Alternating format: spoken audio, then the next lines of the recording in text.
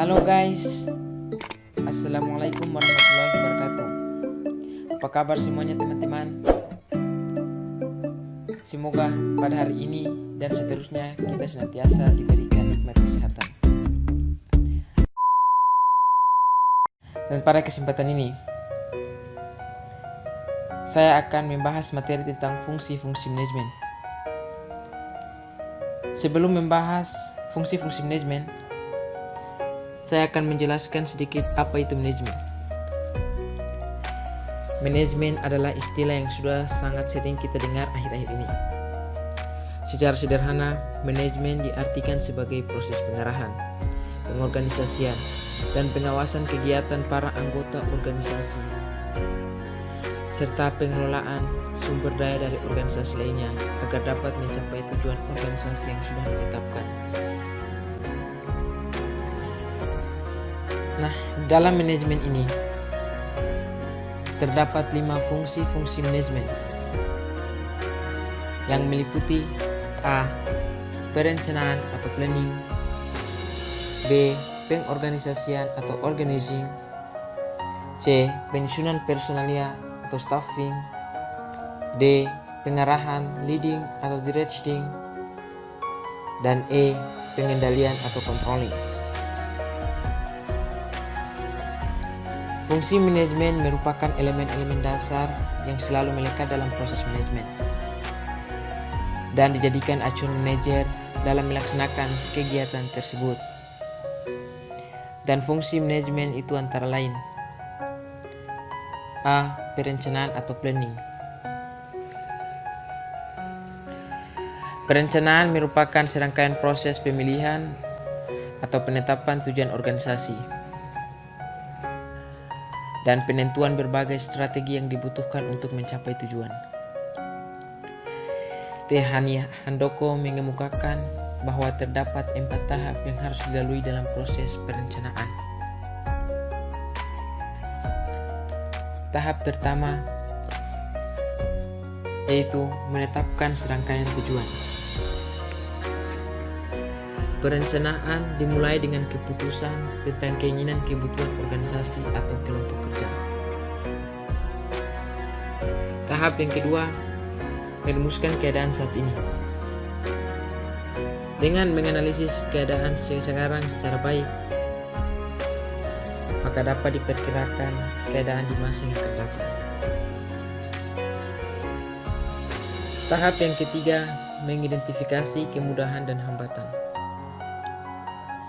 Dalam mengidentifikasi kemudahan dan hambatan, dapat dipakai metode SWOT: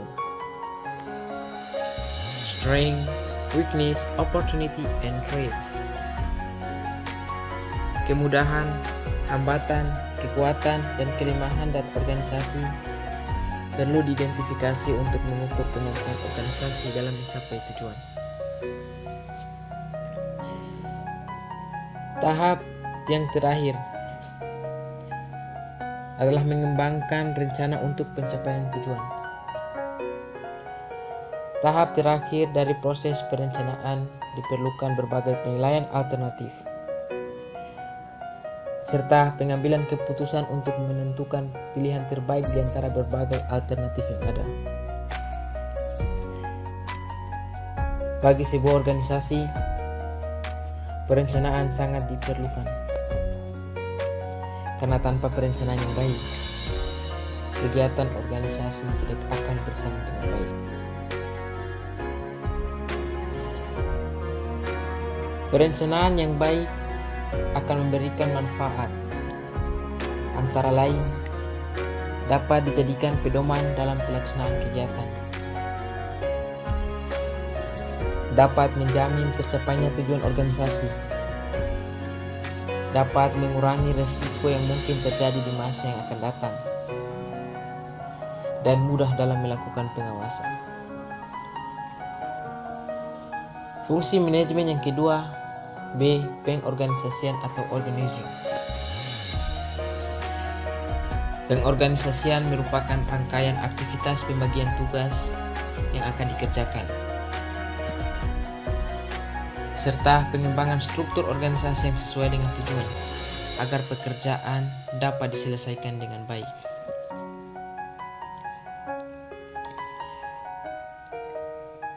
Fungsi pengorganisasian meliputi perumusan tujuan secara jelas, pembagian tugas pekerjaan, mendelegasikan wewenang, dan mengandung mekanisme koordinasi. Ada beberapa bentuk organisasi, yaitu 1. Organisasi garis. Pada bentuk ini, wewenang pimpinan langsung ditujukan kepada bawahan. Bawahan bertanggung jawab pada atasan. Contohnya adalah garis komando yang dilaksanakan oleh kesatuan militer. Ada beberapa kebaikan organisasi garis, yaitu proses pengambilan keputusan dengan cepat, kesatuan komando terjamin karena berada pada satu tangan, pembagian kerja jelas dan mudah dilaksanakan, dan jumlah karyawan sedikit serta solidaritasnya tinggi. Adapun kelemahan dari organisasi garis adalah sebagai berikut. Kecenderungan pimpinan bertindak otoriter. Maju mundurnya organisasi berada di tangan satu orang. Kesempatan kerja untuk berkembang terbatas, dan sistem kerja bersifat individual. Bentuk organisasi yang kedua adalah organisasi garis dan staf. Pada bentuk ini, pimpinan dibantu oleh staf dalam pelaksanaan tugas. Kewenangan tetap berada pada pimpinan, dan pimpinan mendapat saran dari para staf ahli.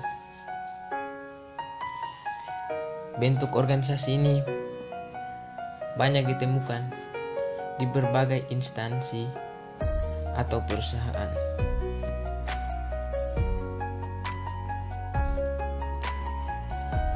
Bentuk organisasi yang selanjutnya adalah organisasi fungsional.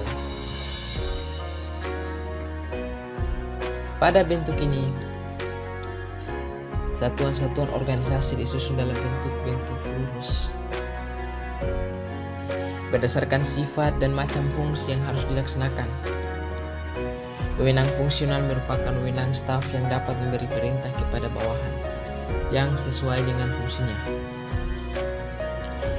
Adapun kebaikan dan kelemahan dari struktur organisasi fungsional adalah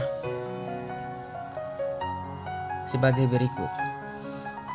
Kebaikan struktur organisasi fungsional antara lain: adanya pembagian tugas yang jelas, maka kesimpang siuran perintah dari atasan dapat dihindari. Adanya spesialisasi pekerjaan sehingga produktivitas semakin tinggi. Koordinasi dapat dilakukan dengan mudah, dan penggunaan tenaga ahli dalam berbagai bidang sesuai dengan fungsinya.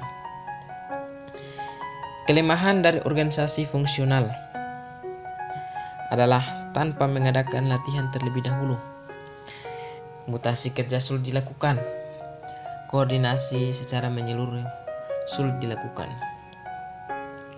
Karena bidang tugas yang berlainan, maka dapat terjadi pengkotak-kotakan karyawan. Dan kesimpang siuran tugas masih mungkin terjadi, karena perintah bisa datang lebih dari satu orang.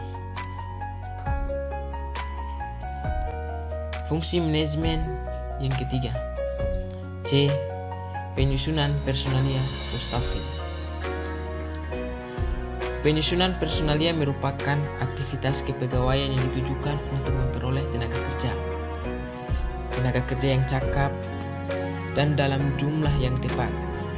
Fungsi staffing berkenaan dengan penarikan, pelatihan, dan pengembangan serta penempatan dan pemberian orientasi pada karyawan dalam lingkungan kerjanya. Fungsi manajemen yang keempat adalah pengarahan, leading atau directing. Pengarahan merupakan aktivitas dalam manajemen yang berhubungan dengan pemberian bimbingan. saran-saran, motivasi, penugasan, perintah-perintah, atau instruksi kepada bawahan untuk melaksanakan pekerjaan-pekerjaan dalam mencapai tujuan yang telah ditentukan. Fungsi manajemen yang terakhir, pengendalian atau controlling.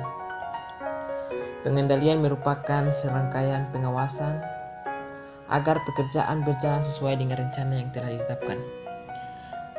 Ada beberapa langkah dalam proses pengendalian, yaitu menetapkan standar dan metode untuk mengukur prestasi. Mengukur prestasi kerja, membandingkan apakah prestasi kerja sudah sesuai dengan standar yang telah ditentukan,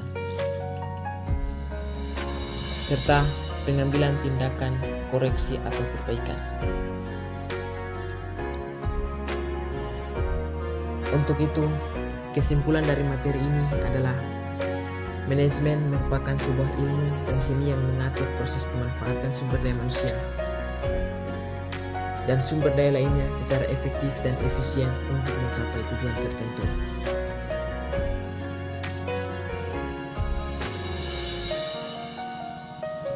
Nah, itulah materi pembahasan fungsi-fungsi manajemen yang dapat saya sampaikan pada kesempatan kali ini. Semoga apa yang disampaikan dapat bermanfaat bagi kita semua. Kurang dan lebihnya saya mohon maaf. Wabillahi taufiq wal hidayah. Wassalamualaikum warahmatullahi wabarakatuh.